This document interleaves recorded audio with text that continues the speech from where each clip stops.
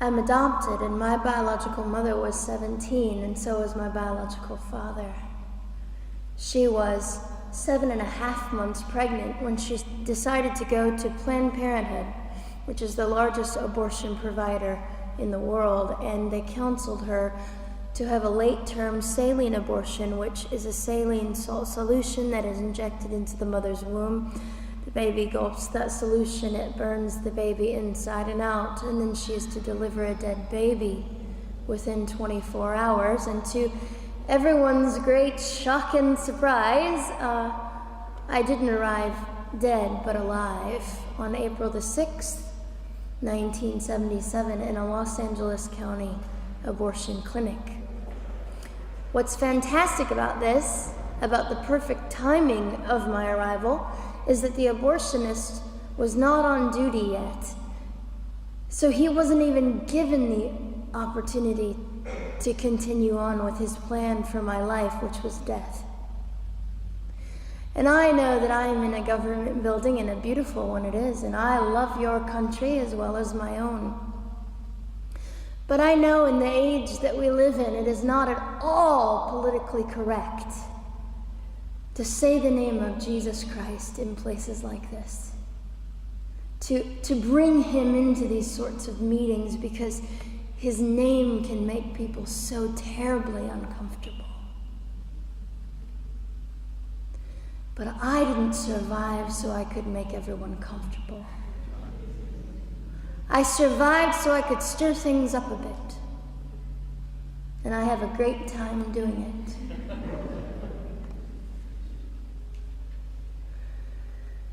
And so I was delivered alive, as I've already said, after 18 hours. I should be blind, I should be burned, I should be dead. And yet I'm not. You know what is fantastic vindication is the fact that the abortionist had to sign my birth certificate. So I know who he is.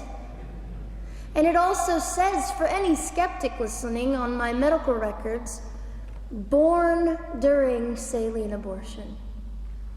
Ha! They didn't win. I've done some research on the man that performed the abortion on me. And his clinics are the largest chain of clinics in the United States of America, and they gross $70 million a year. I read a quote from him at some point several years ago, and he said, "I have aborted over 1 million babies, and I consider it my passion." I tell you these things because, listen, ladies and gentlemen, we are in an interesting battle, whether we realize it or not, in this world. It is a battle between life and death. What side are you on?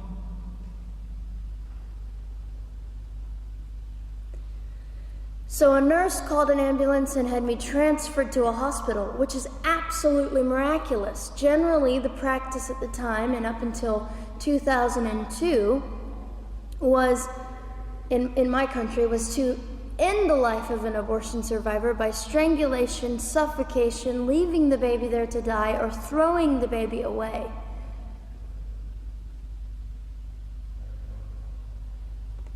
But on August the 5th, 2002, my extraordinary President Bush signed into law the Born Alive Infants Protection Act to prevent that from occurring anymore.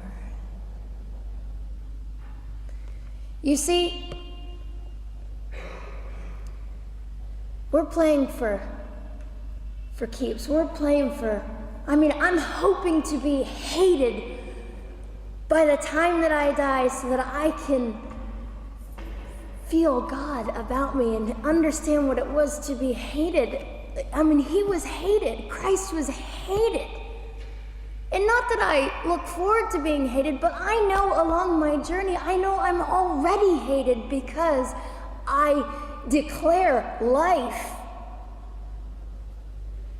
I say, you didn't get me. The silent Holocaust didn't win over me. And my mission, ladies and gentlemen, among many things, is this: to infuse humanity into a debate that we have just compartmentalized and set on a shelf and said it is an issue.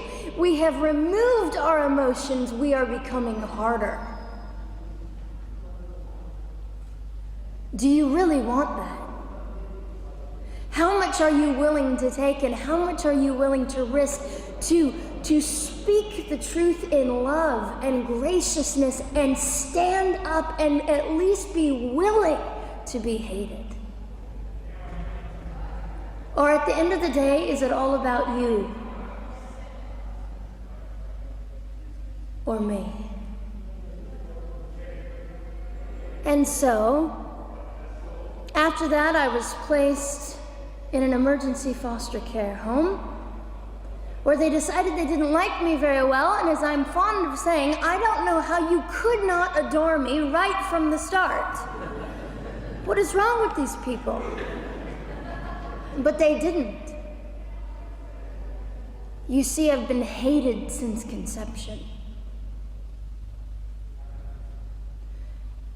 by so many, and loved by so many more, but most especially by God. I'm his girl. You don't mess with God's girl. I got a sign on my forehead that says, you better be nice to me because my Father runs the world.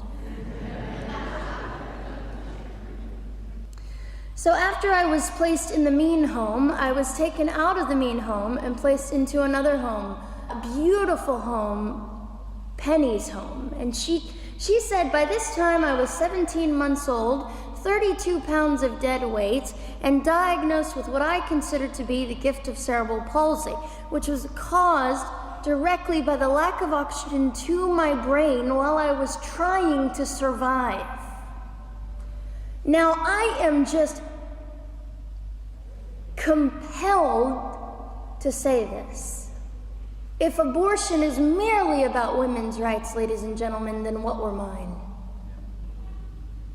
There was not a radical feminist standing up and yelling about how my rights were being violated that day. In fact, my life was being snuffed out in the name of women's rights.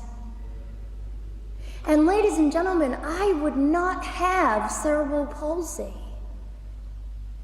had I not survived all of this. So when I hear the appalling, disgusting argument that we should have abortions because the child just might be disabled, oh, the horror that fills my heart.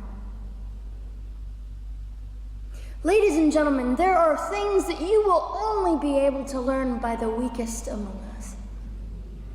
And when you snuff them out, you are the one that loses. The Lord looks after them, but you are the one that will suffer forever. And what arrogance, what absolute arrogance, and it has been an argument for so long in this human place that we live, that the stronger should dominate the weaker, should determine who lives or dies. The arrogance of that, don't you realize that you cannot make your own heart beat? Don't you realize that all the power that you think you possess, you really possess none of it? It is the mercy of God that sustains you, even when you hate him.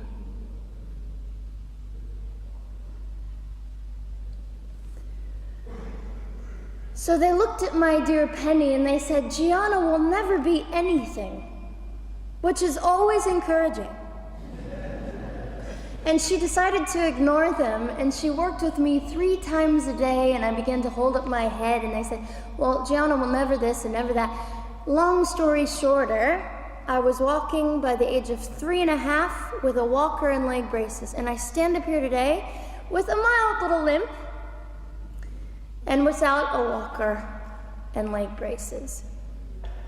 I fall gracefully sometimes and very ungracefully at other times, depending on the situation. that I consider it all for the glory of God. You see, ladies and gentlemen, I am weaker than most of you, but this is my sermon. And what a small price to pay to be able to blaze through the world as I do and offer hope. And I think in our misunderstanding of the way things work, we misunderstand how beautiful suffering can be. I don't willingly sign up for it, but when it comes, we forget. We forget that God is in control and God has a way of making the most miserable thing beautiful.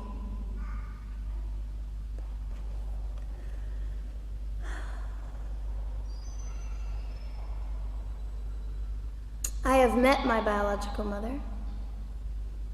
I have forgiven my biological mother. I am a Christian.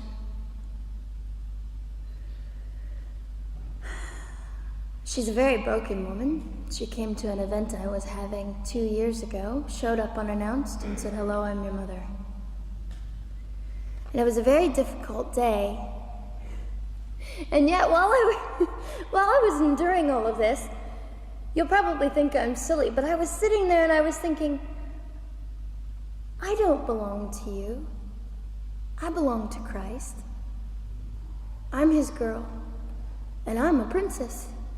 So no matter what you say, in all your anger and brokenness and rage, it's not mine to keep. It's not mine to carry, and I won't. I was saying all this inside. So ladies and gentlemen, you have an opportunity. But for just a brief moment, I would like to speak directly to the men in this room and do something that is never done. Men, you are made for greatness. You are made to stand up and be men.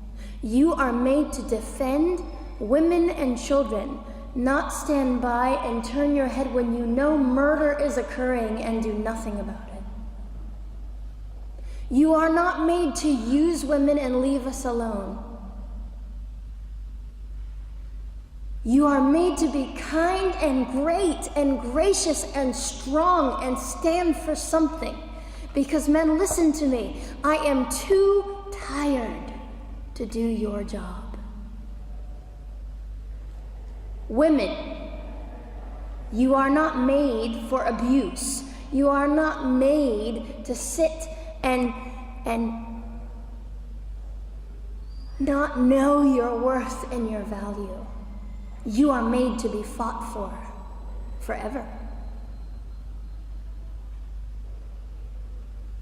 So now is your moment. What sort of people are you going to be? I trust incredible. I trust, men, you will rise to the occasion. To the politicians listening, particularly to the men, I would say this: you are made for greatness, set your politics aside. You are made to defend what is right and good. This fiery young girl will stand here and say, now's your moment. What sort of man do you want to be?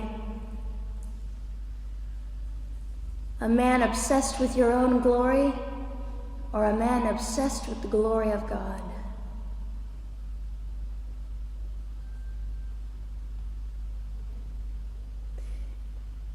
It's time to take a stand, Victoria. This is your hour. God will assist you. God will be with you. You have the opportunity to glorify and honor God in 2008. I'll just end with this. Some of you might be slightly annoyed that all I keep doing is talking about God and Jesus. But how on earth can I walk about limping through this world and not give all my heart and mind and soul and strength to the Christ who gave me life? So if you think I'm a fool, It's just another jewel in my crown. My whole intent in living here is to make God smile. I hope some of this made sense. It just came from my heart. God bless and keep you.